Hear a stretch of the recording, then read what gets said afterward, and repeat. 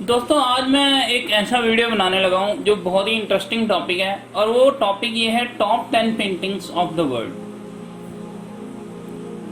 तो top 10 paintings दुनिया की कौन सी है, इस पे बहुत विरोधाभास भी है और बहुत सारे लोगों के अलग अलग व्यूज़ हैं, लेकिन हर किसी का अपने पर्सपेक्टिव में है। तो मैं ये जो टॉप 10 पेंटिंग्स पेश कर रहा हूँ, ज़रूरी नहीं है कि ये बिल्कुल सही है, ये मेरे पर्सपेक्टिव में है, मतलब मेरी चॉइस की टॉप 10 पेंटिंग है। तो इन टॉप 10 पेंटिंग्स के अंदर मैं आपको इनकी जानकारी भी दूंगा और आर्टिस्ट का नाम भी बताऊंगा और राउंड अबाउट अभी क्या इसका लास्ट प्राइस जो क्वाट हुआ है वो भी आपको बताऊंगा। तो शुरुआत करते हैं। सबसे पहली पेंटिंग है हमारी द परसिस्टेंस ऑफ मेमोरी। यह पेंटिंग है सल्वाडोर डाली नाम के आर्टिस्ट की, जो कि मेरे बहुत ही फेवरेट आर्टिस्ट हैं। और ये जो आर्टिस्ट थे ये सरेलिज्म पे ज़्यादा काम करते थे और इनकी ये पेंटिंग भी एक सरेलिज्म स्टाइल की पेंटिंग है। इसमें आपको दिखेंगी पिघलती हुई घड़ियाँ और कुछ चींटियाँ और जितनी भी फॉर्म्स हैं वो पिघली हुई सी दिखाई दे रही हैं। तो ये एक स्टाइल है। एक पेड़ का तना दिखाई दे रहा है, पीछे एक चट्टान दिखाई दे रही है, स्काई दिखाई दे रहा है और एक अननोन सी शेप है जिसके ऊपर घड़ी है। तो मेल्टिंग क्लॉक या सॉफ्ट वॉचेस भी इसका नाम है। सॉफ्ट वॉचेस के नाम से ये ज़्यादा फेमस है, तो मेल्टिंग वॉचेस भी है। तो ये डाली की बहुत ही फेमस पेंटिंग है और इस पेंटिंग को पहली बार जूलियन लेवाई गैलरी में शो किया गया था 1932 में और 1934 से यह museum of modern art New York city collection से रही।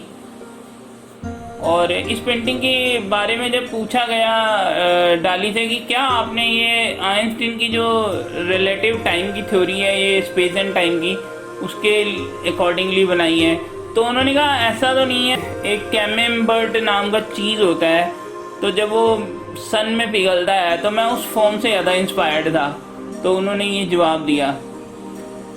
तो ये पेंटिंग में आपको ऑरेंज और ब्लू कलर, येलो कलर दिखाई दे रहे हैं और काफ़ी इंटरेस्टिंग आर्ट वर्क है ये और काफ़ी मिस्टीरियस भी है, एक रहस्यमय भी है। मतलब इसके अंदर अलग अलग ओपिनियंस हैं सबके कि उनको कुछ, किसी को ह्यूमन फिगर भी दिखाई दे रही है इसमें। और ये जो सॉफ्ट वॉचेस थी ये उनकी अच्छी सीरीज़ थी, इसके ऊपर और भी उन्होंने कुछ काम किए हैं तो काफ़ी फेमस रहे हैं बाद में।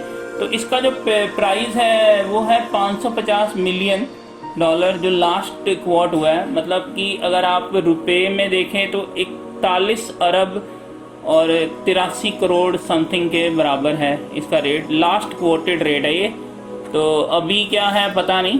तो ये है persistence of memory first painting. दूसरी पेंटिंग है the birth of the Venus. यह बहुत ही शानदार आर्टवर्क है और ये सैंड्रो बॉट्टिसेली नाम के आर्टिस्ट हैं जो इटालियन आर्टिस्ट थे, उन्होंने ये पेंटिंग बनाई है। और इस पेंटिंग को टेम्पेरा में बनाया गया है कैनवस के ऊपर। साइज़ है 172.5 सेंटीमीटर इंटू 278.9 सेंटीमीटर, ये इसका साइज़ है। और ये उफीजी फ्लोरेंस में जो है मौजूद है, उफीजी गैलरी फ्लोरेंस इटली के अंदर।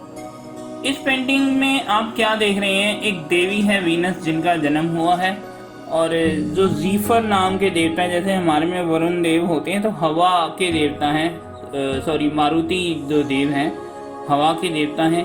तो जीफर एक देवता हैं जो हवा से मतलब ब्लो कर रहे हैं ताकि वो उसको कॉर्नर पे, मतलब समुंदर के तट पर ला सके, वीनस जो देवी जो है। और साथ में जो है मौसम की एक देवी है हौरा जो है, तो वो भी है, उनको प्रोटेक्शन दे रही हैं हौरा जो है।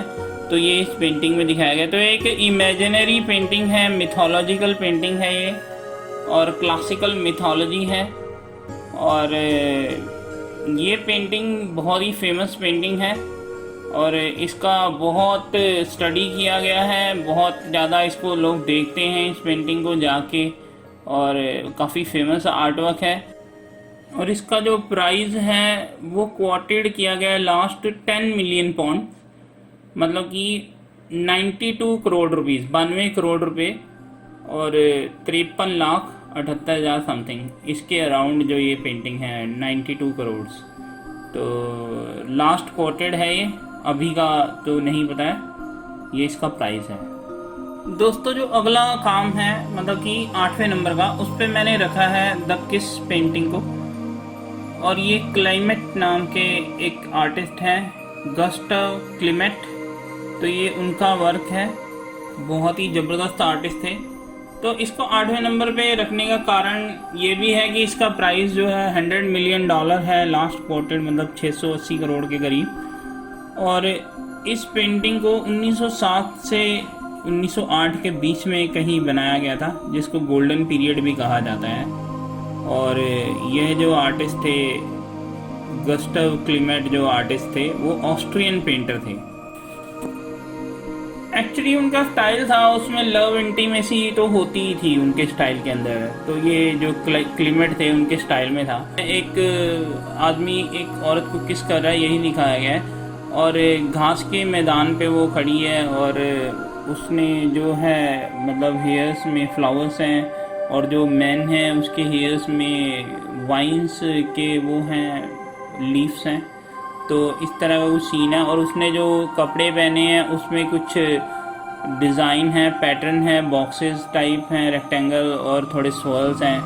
और इसी तरह उसके उसमें भी एक पैटर्न है लड़की के, उसमें भी। ऐसा माना जाता है कि क्लीमेट और एमिली 2 मॉडल थे जिन्होंने इस पेंटिंग के लिए काम किया था। और लेकिन कुछ लोग मानते हैं कि मॉडल का नाम रेड हिल्डा था, तो ये कुछ कन्फ्यूज़न है। तो ये आर्ट वर्क है, काफ़ी कॉस्टली आर्ट वर्क है, तो इसको मैं रखता हूँ 8वें नंबर पे। जैसा कि आपने देखा मैंने 10वें नंबर पे रखा था परसिस्टेंस ऑफ मेमोरी को, और 9वें नंबर पे मैंने रखा था बर्थ ऑफ वीनस को। दोस्तों 7वें नंबर पे जो मैं पेंटिंग रख रहा हूँ उसका नाम है अमेरिकन गोथिक। यह पेंटिंग 1930 में ग्रैंट वुड नाम के आर्टिस्ट ने बनाई थी, और आर्ट इंस्टीट्यूट ऑफ शिकागो में इसकी कलेक्शन है। और वुड ने जो ये पेंटिंग बनाई थी वो एल्डा लोवा नाम के जगह पर एक घर था, अमेरिकन गॉथिक हाउस। तो उसमें the kind of people I fancied should live in that house, और उसमें उसने इमेजिन किया कि इस तरह के लोग जो हैं उस घर में रहने चाहिए थे। तो इसमें एक फार्मर है और उसकी डॉटर है इस पेंटिंग के अंदर, और पीछे जो है एक घर है, और घर में कुछ पौधे भी दिख रहे हैं, जो कि एक बेगोनिया है, प्लांट है, बड़ा फेमस प्लांट है। और दूसरी बात यह है कि इसके लिए मॉडलिंग करी थी वुड सिस्टर में जो नैनवुड ग्राहम है, और उसका जो डेंटिस्ट था बायरन मैकीबी, इन्होंने मॉडलिंग करी थी। और ये काफ़ी फेमस आर्ट वर्क है, और 20th सेंचुरी की मोस्ट फैमिलियर उसमें आता है ये आर्ट में। और पहली बार अमेरिका के बाहर इसका प्रदर्शन पेरिस में म्यूज़े दी ओरेंजेरियो में, और लंदन के अंदर रॉयल एकेडमी ऑफ आर्ट में किया गया था। और इसका प्राइस जो है $7 मिलियन है, मतलब कि 7 करोड़ के करीब है। और इसको मैंने रखा है 7वें नंबर पर। साइज़ इसका जो है 78 सेंटीमीटर बाय 65.3 सेंटीमीटर है, और लोकेशन इसकी आती है आर्ट इंस्टीट्यूट ऑफ शिकागो। तो बहुत फेमस आर्ट वर्क है ये। आप देख ही सकते हैं कि ये कितनी लाइवली मतलब इसके अंदर जो फिगर्स हैं। और उनके हाथ में जो है एक ट्राइडेंट है, और जो ड्रेस पहनी हुई है उन्होंने वो काफ़ी कल्चरल ड्रेस पहनी है उस लेडी ने, जो अमेरिका की कल्चरल ड्रेस है। तो बहुत फेमस आर्ट वर्क है, तो इसको हम रखते हैं 7th प्लेस पे। अगली पेंटिंग जिसे मैं 6th प्लेस पे रख रहा हूँ उसका नाम है द पोटैटो ईटर्स, और यह मेरे जो फेवरेट आर्टिस्ट हैं वैन गॉग, उनकी पेंटिंग है। और विंसेंट वैन गॉग जो हैं वो बहुत ही फेमस आर्टिस्ट हैं, और ये पेंटिंग उन्होंने 1885 में बनाई थी, और नेन नाम की जगह है नीदरलैंड में, तो वहाँ पे उन्होंने ये पेंटिंग बनाई थी। और ये वैन गॉग म्यूज़ियम एम्स्टर्डम में अभी मौजूद है। और इस पेंटिंग के खासियत, ये इतनी मशहूर और इसकी खासियत इसलिए है क्योंकि उन्होंने काफ़ी गरीबी का सामना किया था, और काफ़ी पीजेंट्स के साथ जो हैं उन्होंने अपना समय बिताया था। और इसमें आप देख रहे हैं क्योंकि वो पोटैटोज़ खा रहे हैं और कॉफ़ी के साथ, तो इसलिए पोटैटो ईटर इसका नाम रखा गया है। और थोड़े से चेहरे क्लमसी बनाए गए हैं। ऑब्वियसली मेहनत करते हैं लोग, काफ़ी खेतों वेतों में काम करते हैं, तो इतना वो ब्यूटी का ध्यान नहीं रख पाते हैं। तो पहले इसका उन्होंने एक स्केच भी बनाया था, लिथोग्राफ भी बनाया है इस पेंटिंग का। तो वैन गॉग का ये जो काम है ये बहुत ही मशहूर काम है और 82 सेंटीमीटर बाय 114 सेंटीमीटर है इसका। और काफ़ी डार्क सा पे आर्ट वर्क है, ये डार्कनेस है इसके अंदर और थोड़ा सा नेगेटिव भी लग रहा है देखने में, बट अगर आप काम को देखें तो बहुत ही सुंदर काम है और अद्भुत काम है। इनफैक्ट जो उनका स्टाइल है पर्टिकुलर, एक जो उनका एब्स्ट्रैक्शन में था उसमें नहीं है ये काम, ये रियलिज्म में है एक्चुअली में देखा जाए तो एक डिफरेंट बात ये भी है। तो उन्होंने काफ़ी पीजेंट के ऊपर काम किए थे, लगभग 40 के करीब, और उन्होंने हेल्प भी मांगी थी अपने भाई थियो से इसके लिए कि क्योंकि मॉडल्स को पैसे देने पड़ते थे और उनके पास कोई साधन ही नहीं था पैसों का, और वो अपनी आर्ट को बहुत कठिनाइयों में कंटिन्यू नहीं कर पा रहे थे।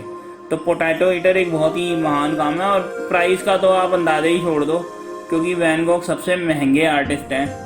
तो मैंने काफ़ी सर्च किया ऑनलाइन पर मुझे एग्जैक्ट प्राइस नहीं मिल पाया, पर फिर भी आइडिया मैं आपको बता दूं जिस तरह से उनकी पेंटिंग का प्राइस है। तो बहुत ही फेमस आर्ट वर्क है और एक इतिहास भी है इस पेंटिंग का कि इसको एक बार चुराया भी गया था 3 पेंटिंगों को, और उस समय ये चुराया गया था तो काफ़ी सालों पहले, ये लगभग मैं आपको बता दूं कि 3 काम जो थे जो चोरी हुए थे और ये फिरौती के लिए चुराया गया था इन कामों को, और $2.5 मिलियन की फिरौती जो थी इसके लिए 1989 उस समय $2.5 मिलियन की फिरौती मांगी गई थी चोरों के द्वारा। तो आप अंदाज़ा लगा सकते हो कि वैन गॉग के काम का क्या हिसाब किताब है। और बहुत ही दुख की बात है कि वो बहुत कम जिए, पर जितनी भी ज़िंदगी उन्होंने जी बहुत ही महान आर्टवर्क उन्होंने